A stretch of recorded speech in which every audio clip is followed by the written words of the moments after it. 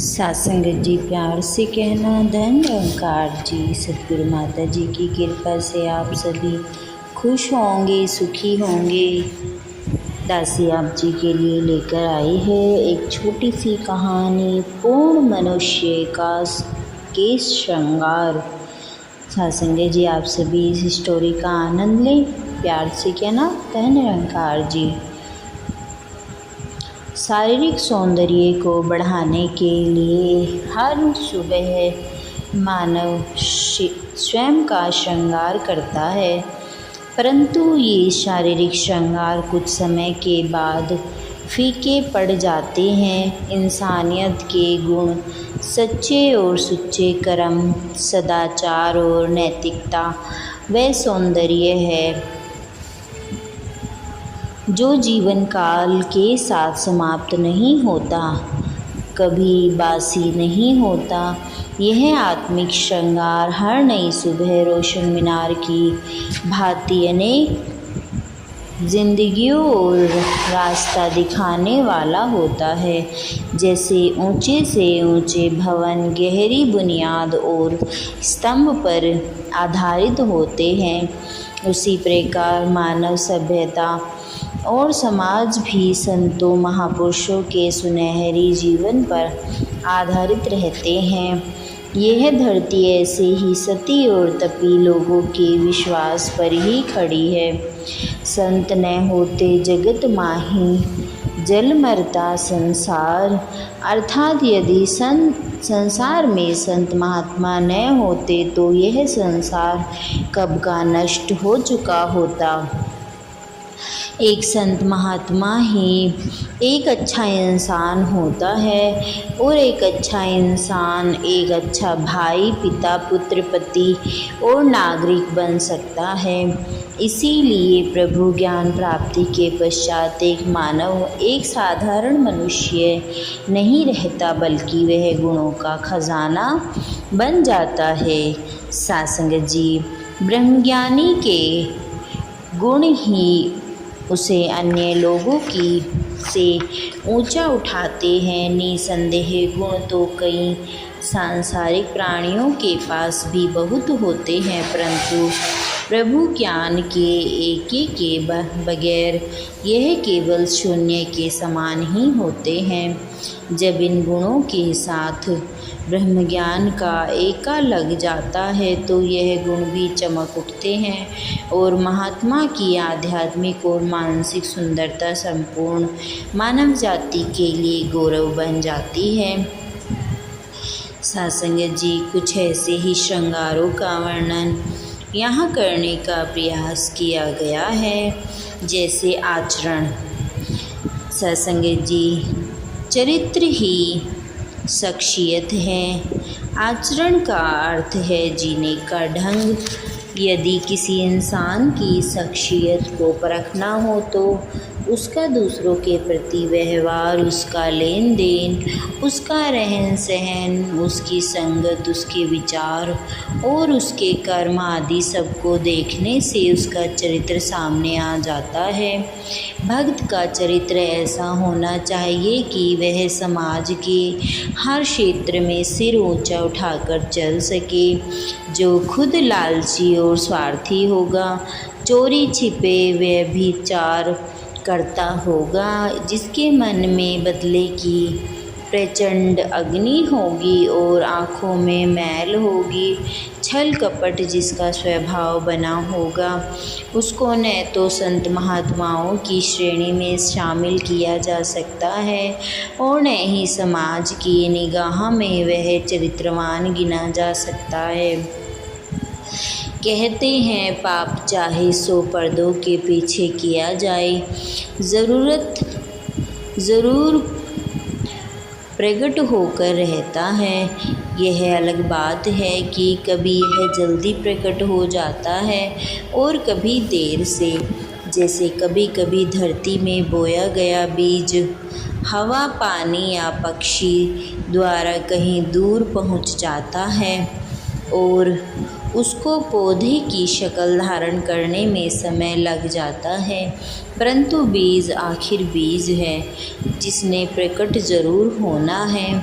भूलवश कभी कभी अज्ञानी लोग जो प्रभु का भय नहीं मानते सोचते हैं कि हमें कौन सा कोई देख रहा है। सासंगत जी मन माने कर्म ही कर लेता है।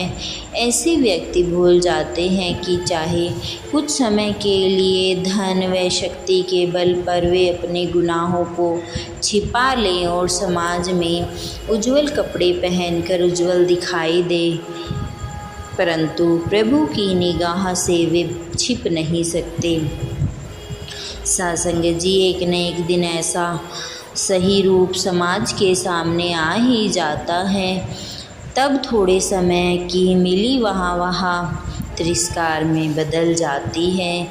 मनोविज्ञान भी सच्चाई की पुष्टि करता है कि जो कार्य हम दूसरों से छिप कर करते हैं वो हमारे दिलो दिमाग से निकलते नहीं।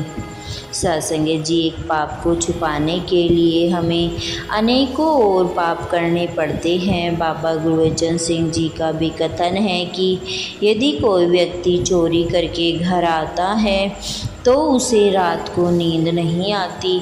यदि हवा के झोंके से दरवाज़ा खड़के तो भी वह समझता है कि पुलिस उसे पकड़ने के लिए आ गई है और वह छिपना शुरू कर देता है। उसके अंदर का चोर उसे सोने नहीं देता।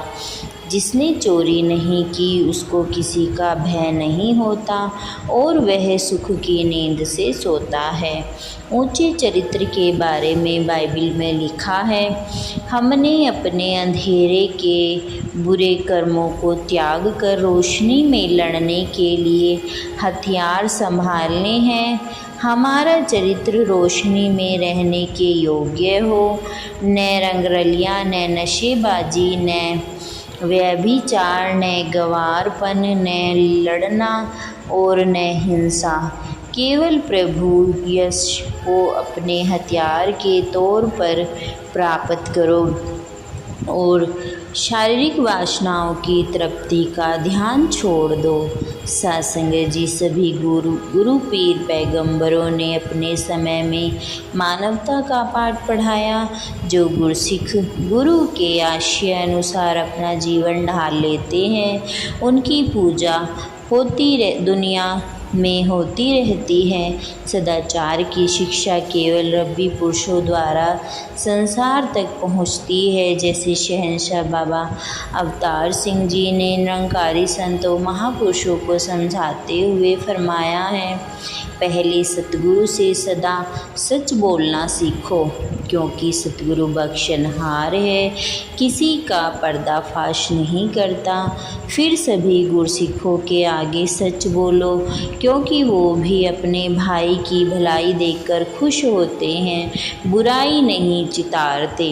यदि सतगुरु के गुरसिखों से सत्य बोलने की आदत परिपक्व हो जाए तो फिर सारे संसार के सामने सच बोलो, ताकि यह महसूस हो जाए कि निरंकारी कभी झूठ नहीं बोलते। किसी गुरसिख से कोई छल कपट न करो, सदा उन्नति करो। इसी प्रकार संसार से भी किसी धोखे फरेब या मक्कारी की पहल न करो, फिर आपका बाल भी बांका न होगा। सासंगत जी, गुरु तो सदा ही अपने भक्तों को विकारों और बदियों से दूर रहने की प्रेरणा देता है। यह आप भी गृहस्थ होते हैं या दूसरों को भी समाज में रहकर आदर्श गृहस्थी जीवन बिताने का रास्ता दिखाता है। जैसे कहा गया है, धन दौलत और बाले बच्चे सिर्फ इस दुनिया की ज़िंदगी की सजावटें हैं, लेकिन नेक काम हमेशा रहने वाला है और तुम्हें अपने रब से नेक कर्मों का ही फल ज़्यादा अच्छा मिलेगा। नेक कर्म से ही तुम्हें अपने भले की ज़्यादा उम्मीद रखनी चाहिए। ऊंचा आचरण को कायम करने के लिए निरंकारी मिशन के 5 सिद्धांतों का पालन आवश्यक है। जब गुरसिक तन मन धन की शक्तियों का मालिक इस निरंकार सतगुरु को मानता है तो अहम रूपी दीर्घ रोग से बच जाता है। जाति मजहब वर्ण का अभिमान त्याग कर नफरत रूपी विष से बच जाता है। गृहस्थी में रहकर भक्ति करने का मार्ग तो चाहे कठिन है पर है सर्वोत्तम। इस निरंकार प्रभु को अंग संग महसूस करते हुए जब इंसान अपनी इंद्रियों के भोग भोगता है तो वह भी सीमा और मर्यादा पार नहीं करता। सभी गुरु पीर पैगंबरों ने गृहस्थ में रहते हुए भक्ति करने और उच्च आचरण को बनाए रखने का मार्ग दर्शाया है। सासंगत जी जैसे रुका हुआ पानी अपनी सीमाओं को तोड़ देता है, इसी प्रकार जो लोग गृहस्थ और संसार को त्याग कर भक्ति करने का प्रयास करते हैं कभी कभी अपनी सीमाओं को तोड़ भी देते हैं। अपनी इंद्रियां और वासनाएं रुके हुए पानी की भांति अवसर मिलने पर सीमा और मर्यादा के बंधन को तोड़ देती है। गुरु साहिब में फरमाते हैं, गृहस्थ में जो रहे उदास कहूँ नानक हों ताका दास। समय समय पर उच्च आचरण को बनाए रखने के लिए संतों महात्माओं ने कुछ सिद्धांत अपने अनुयायियों के सामने रखे। निरंकारी मिशन के नशाबंदी, सादा शादी, आडंबर और दिखावे से बचना और नेक नियत से व्यवहार और व्यापार करना कुछ ऐसे सिद्धांतों में से ही है जैसे यानी काम क्रोध और लोभ आत्मा को रब्बी आनंद से दूर करने वाले हैं। जो आदमी इन तीनों से बच जाता है वह निजात पाता है। इसीलिए मानव को नेकी के रास्ते पर चलना चाहिए।